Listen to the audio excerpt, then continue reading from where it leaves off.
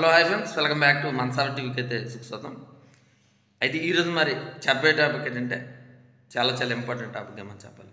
మరి బీబీఎల్లో మరి next match గురించి అయితే ఎన్ఎస్సీలోకి అయితే వెళ్ళిపోతే మెల్బోర్న్ డ్రాగన్స్ వర్సెస్ పెద్ద స్కాచెస్ మొత్తం మీద వీళ్ళిద్దరికి కూడా జరిగిన మ్యాచ్లో మాకు చూసుకుంటే 21 మ్యాచ్ అనేది జరిగింది. 17 మ్యాచ్లు పెద్ద స్కాచెస్ ఆధిపత్యం చూపిస్తే 4 మ్యాచ్లో డ్రాగన్స్ అనేది జరిగింది.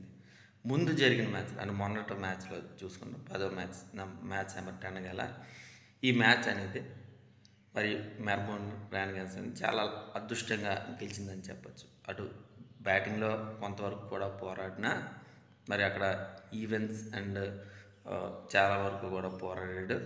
అలాగే మ్యాచ్ అనేది గెలిపించారని చెప్పచ్చు.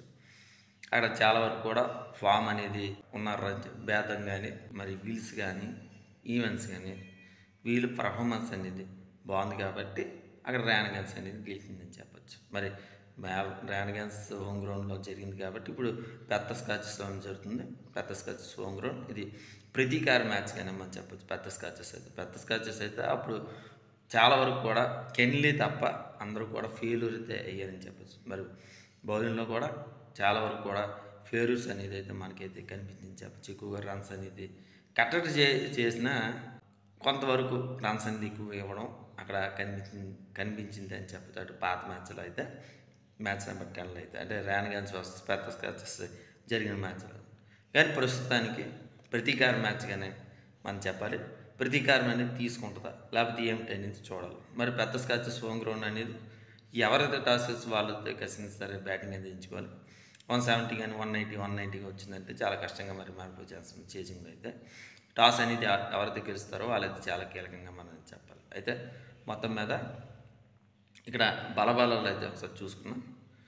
బలబలాల్లో మరి మెల్బోర్న్ డ్రాగన్స్ చూసుకున్నా మరి విల్స్ కానీ ఈవెంట్స్ కానీ మరి సరల్ ల్యాండ్ కానీ వీళ్ళు బౌలింగ్లో చాలా వరకు కూడా ఎక్సలెంట్గా మనం చెప్పచ్చు. మొన్నైతే టామ్ రోజర్స్ కానీ లేకపోతే సంగా కానీ మంచిగా ఉన్నా సరే బౌలింగ్లో అయితే ఎక్కువగా రన్స్ అవ్వడం వీళ్ళకి మైనస్ కానీ మనం చెప్పాలి.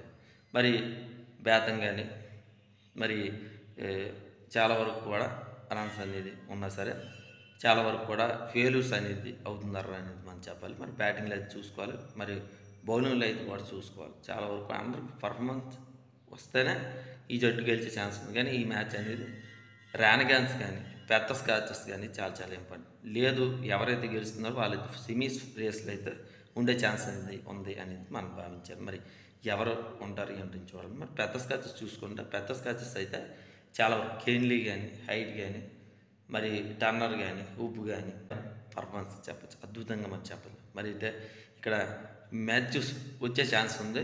మ్యాచ్ చూసి వస్తాడా లేకపోతే ఏమిటనేది చూడాలి. ఈ మ్యాచ్లో ఖచ్చితంగా వచ్చే ఛాన్స్ ఉంది. మరి ఇక్కడ బౌలింగ్లో చూసుకుంటే బెన్ డ్రాఫ్ కానీ మోరిస్ కానీ కెన్లీ కానీ అగర్ కానీ టై కానీ వీళ్ళందరూ కూడా ఎక్సలెంట్గా మరి ఉన్నారా అనేది మనం భావించాలి. కానీ కొన్నిసార్లు అయితే ఎక్కువగా రన్స్ అనేది తీస్తున్నారు. అది కట్టడి చేసుకుని చాలా మంది అది కొంచెం మైనస్గా మరి ఉందని చెప్పచ్చు. మరి అది ప్లస్ చేసుకుంటే చాలా బెటర్గానే నాకు అది మరి అనిపిస్తుంది. మరి ఎలాగుంటారు ఏంటి చూడండి.